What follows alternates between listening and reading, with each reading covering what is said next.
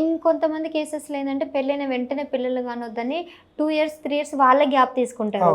అలా తీసుకున్న వాళ్ళు అదే వాళ్ళకి గ్యాప్ పీరియడ్ ఎక్కువైనందుకు అసలు పుట్టకుండా అవుతుంది అనేసి కూడా వాళ్ళ అభిప్రాయాలు అయితే చెప్పారు. అది నిజమేనంటారా? అది ఎందుకోసం అంటే సేమ్ హార్మోన్స్ ఏం చేస్తున్నారంటే ఇక్కడ మేము ఎప్పుడు ఏం చెప్తామంటే చాలా మందికి సేఫ్ పీరియడ్ అన్సేఫ్ పీరియడ్ అని చెప్పి రాసుకొని ఇస్తాం టేబుల్ ప్రకారం.